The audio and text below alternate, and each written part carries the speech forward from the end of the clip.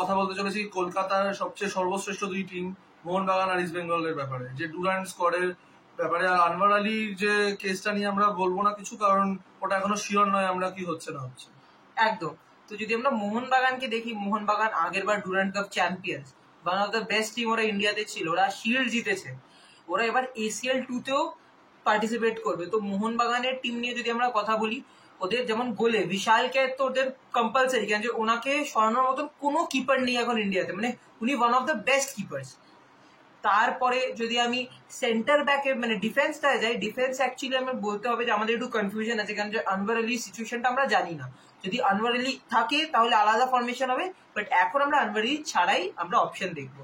যদি ভাবুন আমরা 3টে ব্যাকে যাই, মানে 3 ব্যাক ফরমেশনে, তাহলে আমরা শুভাশিসকে দেখবো একটা সাইডে, টমি আলড্রেডকে মাঝখানে দেখতে পারি আমরা, কেন আমার মনে হয় যে টমি আলড্রেড আলবার্টো রড্রিগেজের উপরে খেলে। আমারও মনে হয় আলড্রেড একটু বেটার অপশন, যা আমি মানে তাদের আগের খেলার হাইলাইটস দেখেছি, তো আলড্রেড কি হয়তো খেলাবে একদম।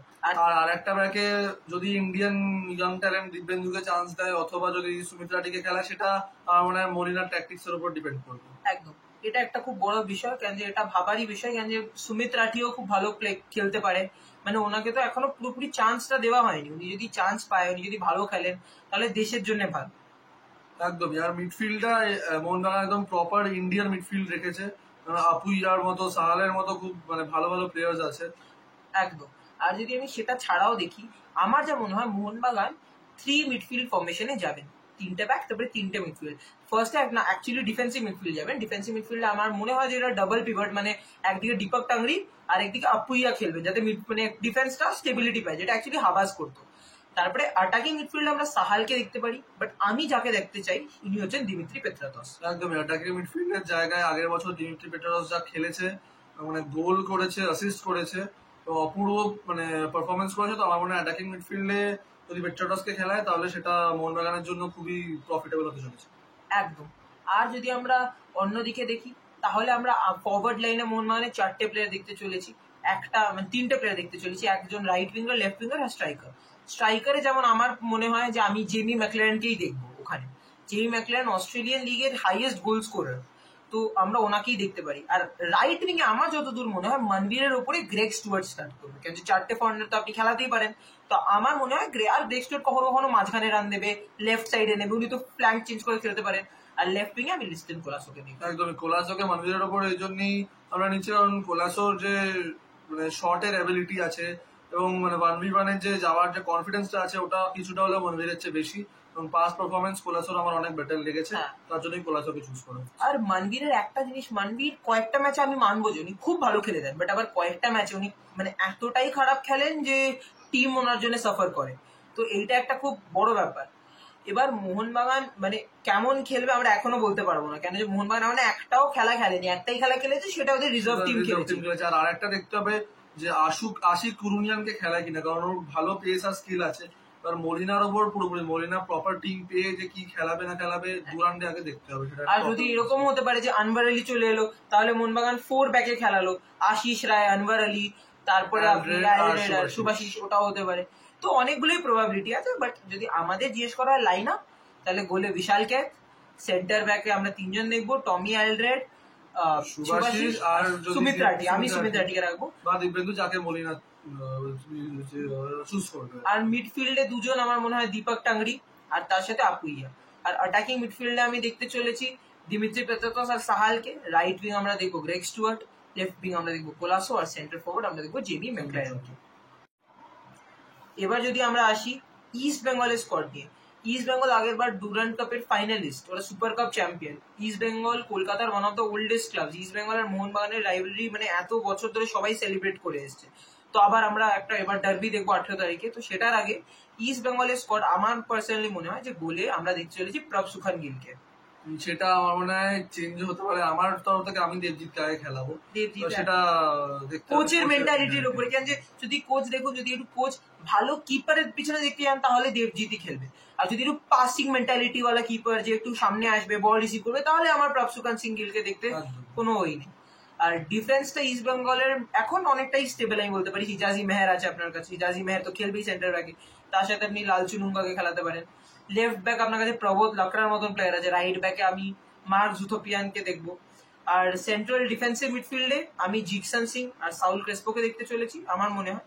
আর খুবই এক্সপিরিয়েন্স এটা ডিফেন্সটা আমার মনে হয় এটা মানে ইস্ট বেঙ্গলের জন্য খুবই হেল্প করবে, কারণ এক্সপিরিয়েন্সটা আগের বছর এতটাও ছিল না, যে অজয় ছেত্রী খেলছিল ওই লেভেলের এক্সপিরিয়েন্সটা আমরা দেখতে পাই একদম। আর আমার ইস্ট বেঙ্গল এবার একটা সবথেকে বড় ব্যাপার, সৌভিকের মতন প্লেয়ার ওদের কাছে বেঞ্চে আছে যিনি এসে যে কোনো সময় ম্যাচ চেঞ্জ করে দিতে পারেন। আর তার সাথে আমরা অ্যাটাকিং মিডফিল্ডে আমার personal favourite in this team is মাদি তালাল। মাদি তালালকে আমরা দেখবই। মাদি তালাল একটা খুবই বড় মাপের প্লেয়ার।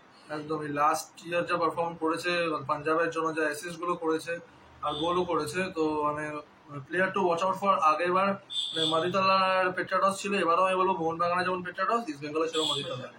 আর ইস্ট বেঙ্গল মানে ইস্ট বেঙ্গলের উইংটা যদি আমরা দেখি তাহলে লেফট উইং এ আমার মহেশকে তো আমি দেখবই, আর রাইট উইং এ আমার পার্সোনাল চয়েস নন্দা কুমারের উপরে বিষ্ণুর আমার মনে হয় খেলাটা উচিত। আর সেন্টার ফরওয়ার্ড আমার দিয়ামান্তাকসই মনে হয়। একদম দিয়ামান্তাকসের উপর কেউ যেতে পারবে না, আর ক্রিয়েটনকে নামালেও আমার মনে হয় লাস্টের দিকে নামাবে। দিয়ামান্তাকস যা এবিলিটি প্লেয়ার, যা গোল স্কোরিং এবিলিটি রাখে সেটাই। আর ভাবুন যদি কখনো ইস্ট বেঙ্গল মুশকিল আছে বা হারছে, তখন এরকম হতে পারে যে ভাবুন সাউল ক্রেসপোকে তুলে নিল, তখন ক্লেটনকে নামিয়ে দিল, ক্লেটন একটা সেকেন্ড স্ট্রাইকার হিসেবে খেললো দিয়ামান্তাকসের সাথে, কিন্তু মাদি তালালকে তুলবে বলে তো আমার খুব কমই মনে হয়।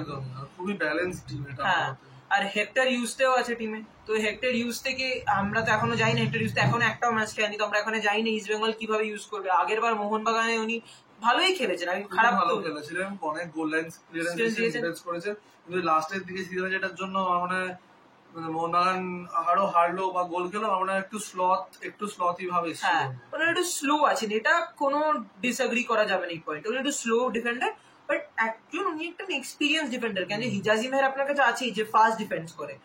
আর তার উপরে যদি আমাদের কথা বলতে হয়, ইস্ট বেঙ্গল কিন্তু হেক্টর ইউজ থেকে ডিফেন্সিভ মিডফিল্ডেও খেলাতে পারে, কিন্তু হেক্টর ইউজতে আগেও মানে মোহনবাগানের জন্য অনেক ম্যাচে বল ক্যারি করে ওপরে নিয়ে যেত, যেখানে পেট্রাটস বল পেতো, কামিংস বল পেতো, তো এটা একটা খুব ভালো ব্যাপার।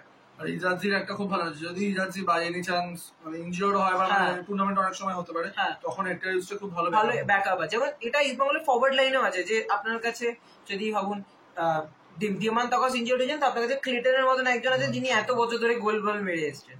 তো যদি আমাদের লাইন আপ নিয়ে কথা বলা হয়, আমরা 4-3-3 নিয়েই যাবো। আমার মনে হয় গোলে প্রাপ সুখান আর দেবজিৎ তো খুবই ভালো কন্টেন্ট, ভালো দেখা যাক এবার কোচের উপরে মাইন্ডসেট হয়।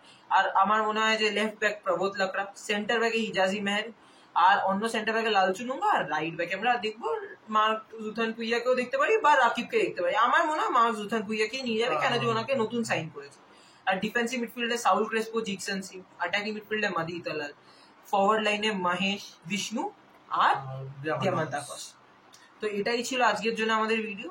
আপনারা যদি এরকম ভিডিও আরো দেখতে চান, তো আমাদের চ্যানেলে প্লিজ লাইক করুন আর সাবস্ক্রাইব করুন। Thank you.